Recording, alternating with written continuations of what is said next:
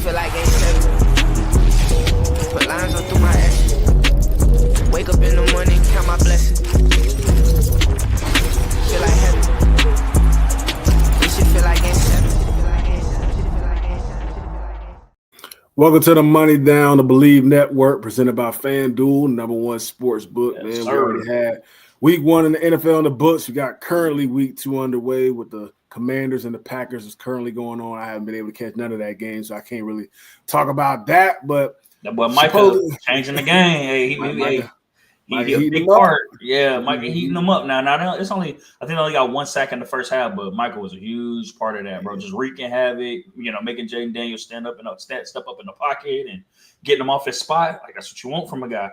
I know we talk about him like not always being the most elite in terms of the Trey Hendricksons, the TJ Watts, and the Myles Garretts, but I mean, hey, they offered him that bag, and he putting in work for it too. No, for sure. I will say, I've been watching the game, bro. Green Bay defense flying, dog. Like, yeah, they are. They playing fast as hell, and I just think it's so crazy how even like before the season started, everybody was saying, this is gonna be a top defense. Obviously, they add Micah. And it's showing, but just the level of speed that they playing at, if they, I think I tweeted out not too long ago, like the issue with the Packers is going to be health. If they get to January when playoffs start and they healthy, man, good luck with them people. And you're going to have to go to Green Bay when it's cold. It's going to be a lot to deal with. And not to mention, Jaden Reed he went down too, right? Couple catches. Yeah, he did. Yeah. Is he out for the game? I think so. I think that it looked like a shoulder or a clavicle injury or something like that. It's health, bro. I was just about to make a trade for him in fantasy too.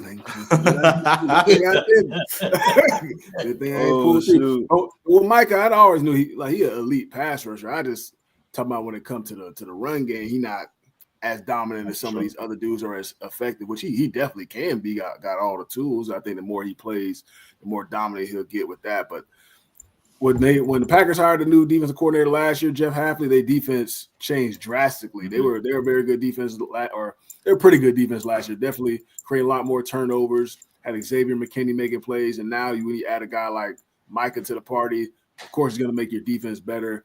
And then whenever they find an elite cornerback, I feel like that's really going to complete that defense for the Green Bay Packers. But what you disagree? I don't even think you need an elite cornerback, bro. I just think when your pass rush is so good, bro.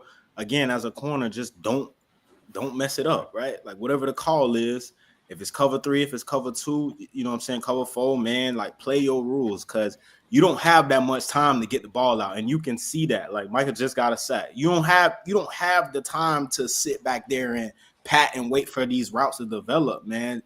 Just be sticky in coverage, and one in them boys, Rashad Garrett, they gonna do what they supposed to do. Yeah, they gonna do what they supposed to do. But I agree. But when you go up against some of these teams, where you got some guys on the outside, or some of these teams got 2 dudes. They quarterback get the ball out of his hands quickly. A little bink. He not always gonna be able to get there every single time. So. It's gonna be some games for sure where he gonna wreak havoc, but at some point, the boys they gonna have to cover and fend for themselves. So that's why I say I don't know when that time's gonna come for them. Where the corners, if they become an issue, maybe these dudes get more and more confidence with the pass rush to where their covering skills get even better.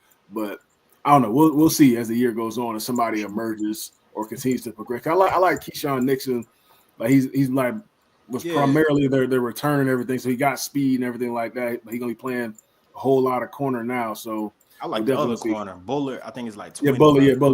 I like the slot. He bigger body, and they've been moving him around. I think what you saying, like I do agree with, but I think at the same time that's more game plan. Like you know what I'm saying? Like when you got Justin Jefferson coming in the building this week, like all right, you know what I'm saying? We gonna figure out what we need to do to stop him, and then whoever it is on the other side, this is what you in the league for. You gotta make money this week. You know what I'm saying? So I see it. You know what I'm saying? But I see what you're saying though for sure. No, definitely for sure, man. We'll go back to week 1, man. What was y'all biggest takeaway from week 1 in the NFL? Obviously, me and Sojourn's team, we took L's. Warren's team, they got a dub, a close victory. Him and Braylon already. I wasn't even gonna say nothing. Him and You was gonna say Braylon something. You've been saying something all weekend in the group chat anyway. Don't do that. Go ahead. Share your thoughts on your squad, man. No, man, got out with a dub, against a good team. You know what I'm saying? Nice little home game. CJ Stroud and the Texans came through to the crib. Whoop-de-whoop.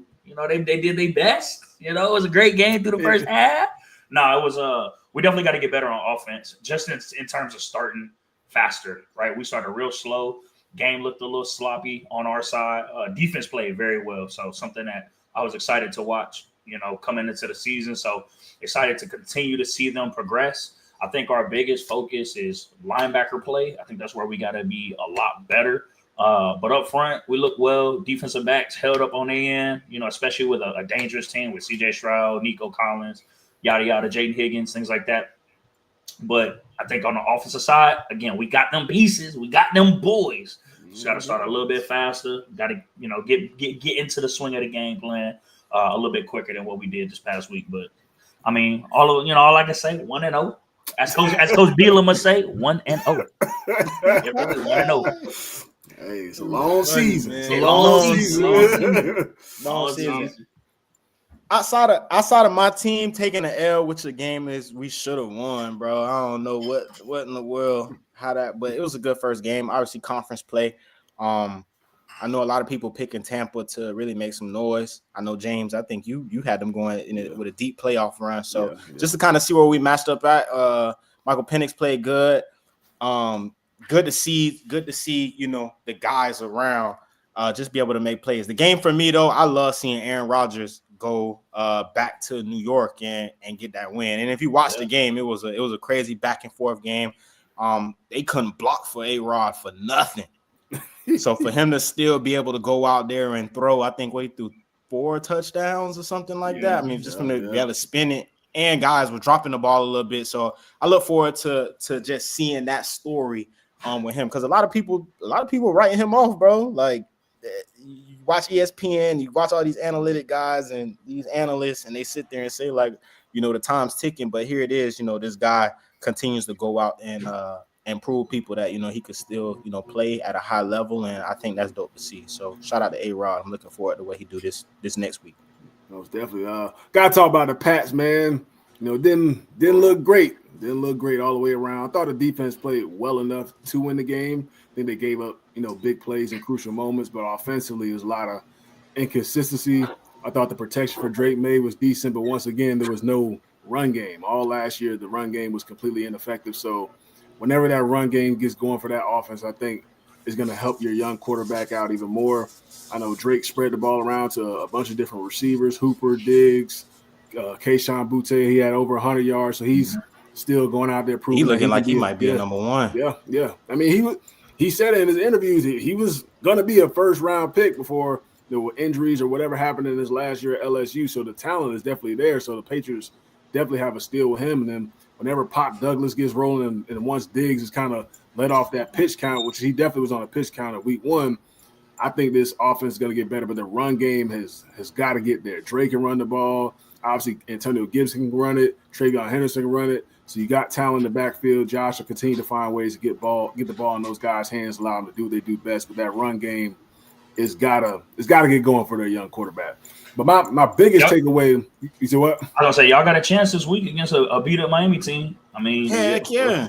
And they got y'all as the underdog. That's crazy. Yeah, that's the crazy part. I don't know what football these people be watching. It's Miami, man. I don't know what it is. Whenever we go down there, no matter what our record is, no matter what they look like, every other week they play a good game for whatever reason. And it's definitely a lot of heat in that building down in Miami. So they damn son, bro. They try. But I'm talking about that building. There's a lot going on. It's a lot of yeah. Tua tents, McDaniel tents, like everybody, a lot of people fighting for their jobs throughout this year, trying to prove themselves. So it'll be interesting to see how what you laugh with.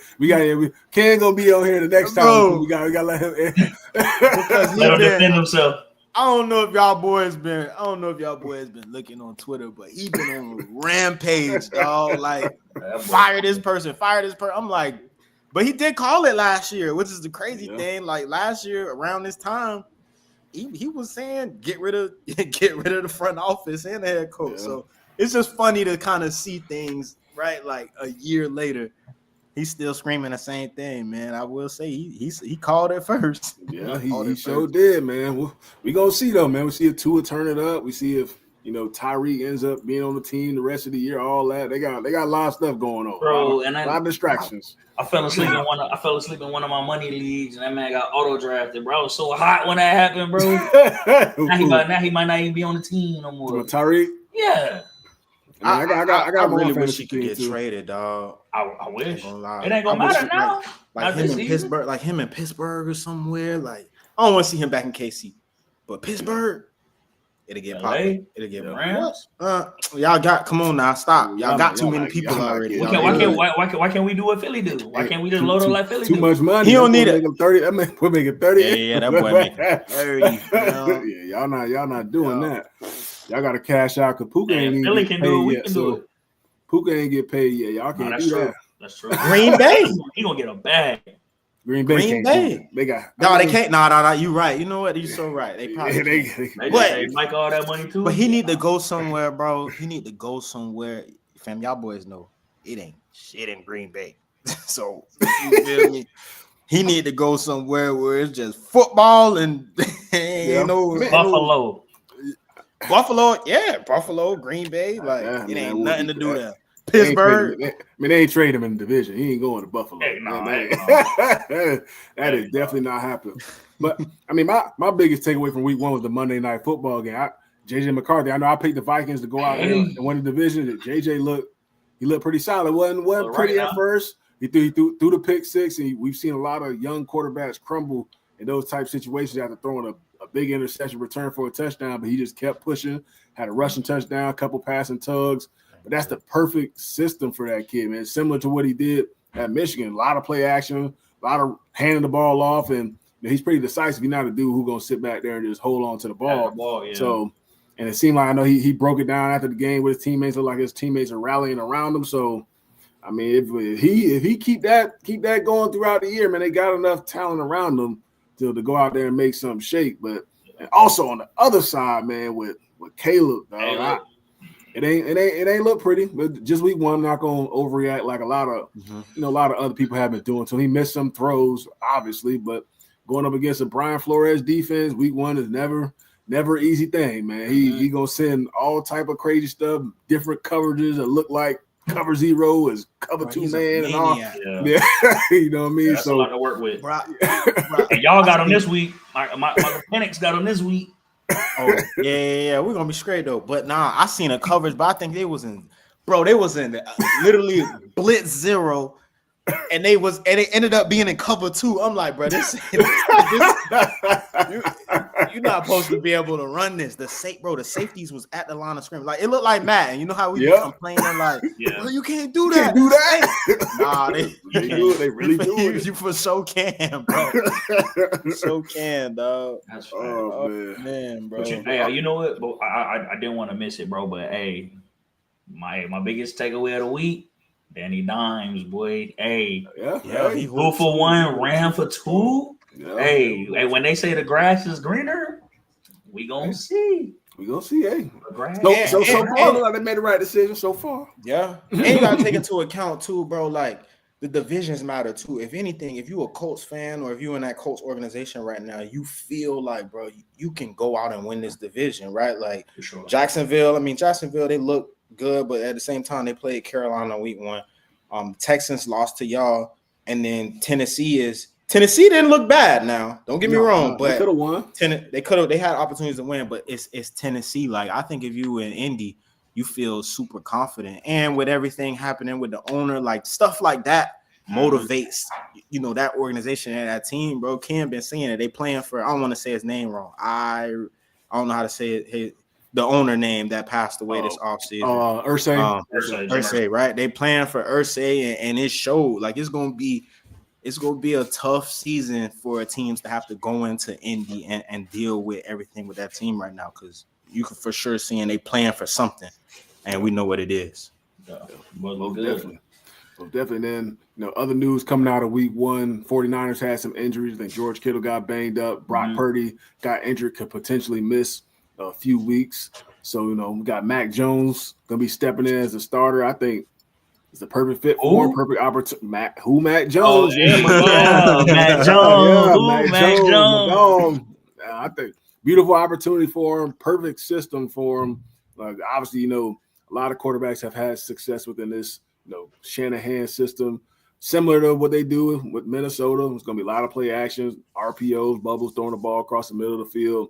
A lot of things that Mac Jones is really good at. I'm sure he's excited for this opportunity.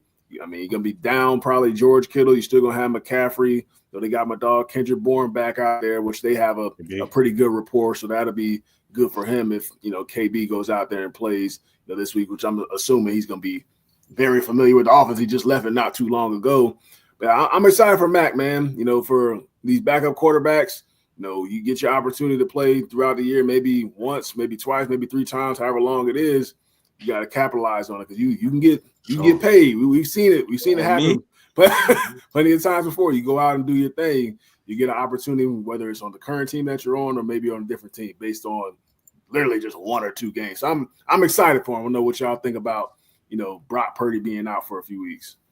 I mean, I'm in the same boat as you as far as being excited for Mac, just because he's going to be playing with a team that's really good, right? Like you're talking about a defense that can go out there and stop a team or hold them to 10 points a game like that. This is a perfect opportunity for you to go out there and cut it loose and understand that you're playing with a complete team. Now I got it right. Like Kittle is going to be out for a little minute being on IR, but they have the pieces around them. CMC looked like on the pitch count a little bit, but he still made some plays there. Like you have the outlets to go out there and be successful. Not just don't make too big of it. Shanahan, I won't say is going to, confine in the playbook and dumb it down a little bit, but he's going to put you in situations where you don't have to turn the ball over, right? A lot of run, a lot of play action, a lot of one read, right? If this is not the read, either, take what you can or throw it out of bounds. And Mac just got to go out there and not mess it up. That's really my take on it.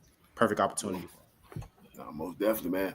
And we got NFL Week 2. Obviously, it's underway right now with Green Bay Packers and the Washington Commanders. Is there any other game in Week 2 that y'all looking forward to this weekend? We got Philly, KC. We got that one. We got Tampa versus Texans. That's a solid little matchup.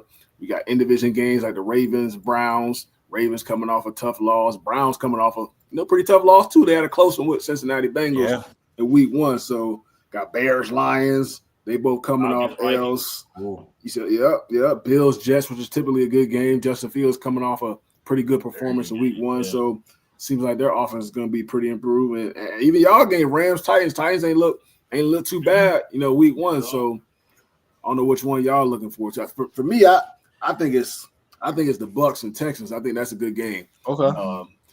Two offenses that could be really, really good. I know Tampa, they got receivers out the wazoo. Ibuka already out there doing his thing. Open. Damn. Yeah, so he look like he can potentially be offensive rookie of the year type candidate. And then plus once they get Chris Godwin back at some point, that's going to be, even more dangerous. And then Houston coming off a tough loss against the Rams. I'm excited to see what they do in this matchup against a high-powered offense. I don't know what game y'all looking forward to. I think it's. Go ahead. You got it. No, you got it, bro. Go ahead. I'm gonna go Denver and Indy.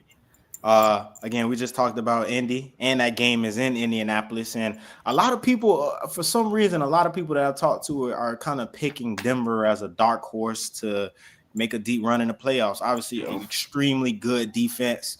A coach that has won right in New Orleans, and now he's here and in Denver. He's bringing that same philosophy, right?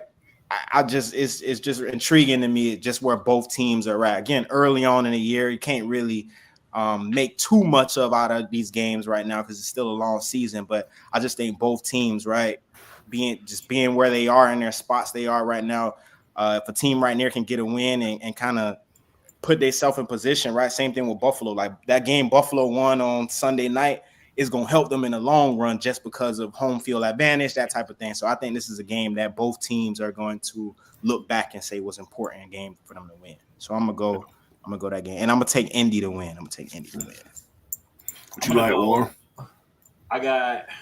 I'm gonna go with the Falcons and Vikings, bro. Obviously, we talk about night game the Flores defense. We saw how JJ McCarthy played last week. I mean, I think that's going to be a really good game. You got to see how Michael Penix plays against that flow defense. But then also, I mean, Atlanta's right there. You got all the pieces. Last week playing Tampa, they were literally right there. You know, it came down to last couple series of the game. So just seeing how they bounce back from last week, knowing that they have the pieces. You know what? I'm gonna be honest. I'm expecting another big game with the Kyle Pitts. That's all I'm saying. Kyle Pitts was moving, bro. I told y'all, boy, he back. I told y'all, boy, he back. Let me just say you're welcome, because every time I crap on him, he play well. So you welcome. That's true. That's facts. That's facts. Kyle Pitts is gonna be terrible this week, but I got him starting in my league like I did last week, and he's gonna help me out again. Oh man. Well, we got FanDuel too, man. Y'all got any week 2 locks, any prop bets? What y'all like this weekend on FanDuel, man? Aaron Rodgers over 1.5 passing touchdown. Listen, it's shown that when Derrick Henry fumble or cost the team again, he go crazy the next week. So I'm taking Aaron Rodgers with over in the passing touchdowns. I'm gonna take Derrick Henry 100-yard rushing game because he's about to obliterate them, and he gonna score for sure. He gonna touch the end zone. That's crazy. Yeah, he gonna obliterate Cleveland. Yeah, Cleveland defense usually kind of stout, bro. Like that's in division, and they play Baltimore really well every year. Damn, he just ran rampant against the Bills, bro. Bro, but he really could have ran for 2 Bills, bro. He really could have ran. I don't know if the Bills defense is better than Cleveland, bro. Cleveland's had a really good defense the last year. Who on Cleveland do you even know besides Myles Garrett? and we got Del Pitt. Yeah, he talking crazy. We got Denzel. Like, he's not tackling Derek though. Yeah, he ain't tackling Derek. You don't want to see what they pay him for. It's a team sport. It's a team sport for sure. But they gonna and need you don't pay me, and you don't pay him for that. If it ain't Miles by himself, they gonna need the whole team. Oh shoot, man! They definitely gonna have to rally around him, man. No, I like that. I like those picks though. Sure. Can we talk about that? Can we talk about that game though? Yeah, we got to talk about that game. That Ravens Buffalo, man. Come on now, John. You keep blowing double-digit leads, bro. Come on, coach. But I can't fault John for that one, man. That's on the players. Derrick Henry fumbling the ball. I mean, you don't fumble the ball, you don't get him an opportunity to. Hey, okay. Your defense gave up. Your defense, bro. I've been sending them in the group chat all week. Bro, this is supposed to be defense. Marlo been tweeting. People been Marlo been tweeting about food, bro. They been like, people put 40 on us, bro. Like, man, that's coaching, bro. Them people.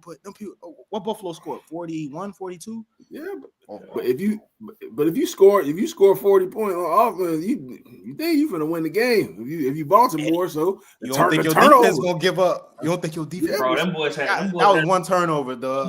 But that's all it takes. That's all it takes when you're playing a good team. You know what I'm saying? Especially in situational football. You know what I'm saying?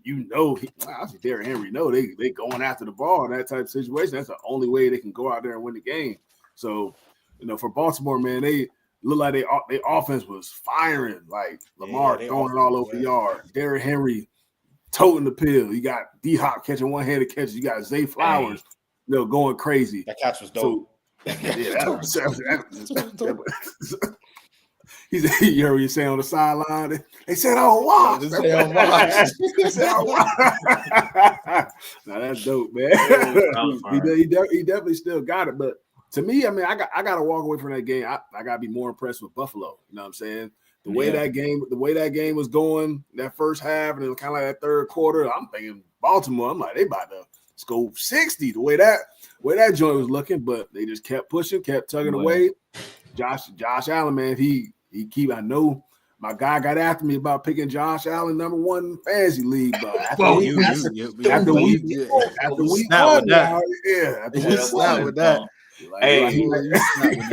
Shout out to that boy Keon Cole. Boy, I'm gonna make a name for myself today. Yeah, dumb boy. And I think that's just what's the most disappointing thing of it. Like all them first round picks in that secondary, like, and it obviously again it's week 1. Nobody want to overreact, but yeah, you gotta be able to stop. You gotta be able to stop people throwing the ball, fam. Yeah. And like we talked about earlier, like Buffalo ain't got no, you know what I'm saying? When you walk in that meeting, at least not yet. Yeah. But when you walk in that meeting, you like, damn, we gotta stop X, Y, and Z this week. Like, they don't have that right now on their roster. So to give up that many passing yards against the Bills, like, you gotta fix that immediately, bro. Yeah. But them type games that might spark Keon Coleman. You had one of them type games. You in the groove. You feeling confident, boy. Going in the week. Hey, I got that boy on my league. I'm gonna start that every week. But that's what they got him for, though. Like big target, and he can run good routes for how big of a player that he is. And then obviously he's gonna make contested catches. Once he sharpen up them routes and all that, which he round people up. The other day. So, shout out to him, man. Year 2. I mean, this is what they drafted him for, to go out there and make plays. So, yeah, man. Buffalo. Yeah, buddy. Their defense just sharpened up a little bit. We know what their offense is gonna do. So it's definitely dangerous. Definitely dangerous. I think the AFC wide open, dog. Oh yeah, for sure. It ain't no clear cut. It ain't no clear cut. I don't think on either side really, to me, is a clear cut. I know Philly is, reigning champs and all that, but it ain't the same team as last year. And I know clear cut what? Here he go. No, I'm just asking. I was just asking because I know what you mean. I'm just hearing what he said. It ain't no clear cut team in the NFC neither that's gonna go to the chip. Okay, that's what I'm saying. We know you think. I'm about to say, I know who he was hitting to, bro. I don't know what you're talking about. I ain't say Rams, bro. I didn't even say that. I just asked what he said because I didn't hear him. Yeah, that's why you asked for clarification, because you wanted me to say the Rams are the clear cut team. I did not say that at all. No, give me the Chargers, dog. Yeah, I hope. I mean, I'm hoping, dog. Justin Herbert finally put it together. That he one of them people. Ever since he got in the league, man, just been a huge fan of him when he was at Oregon. It's time, dog. You got the weapons around you. I don't think nobody want to deal with, McConkley in the slot. Quentin Johnson looked solid week 1 too. Quentin looked like he coming along, and then Keenan is that piece, right? Like he still got juice in the tank. Cooking too. He cooking. So it's always when you got 3 legit receivers that can go out there and win, and all of those. Obviously, Quentin is a down the field threat. Not saying he can't run routes, but when you got 2 receivers like McConkley and Keenan, who one-on-one will route your ass up, it's tough, bro. It's tough. So I hope Justin can finally put it together, dog. Most definitely, man. Last but not least, man, before we wrap it up, we got to talk about this man, Young Thug. Young Thug and his interview on the podcast that he had, man. When he talked about his relationship with Gunna and everything that went down. Obviously, I don't know all the details when it comes to this stuff, but interview was quite hilarious, man. He, the biggest thing that came from that. We've been saying it all week, bro. If we go to jail for life, whoop-de-doo. No.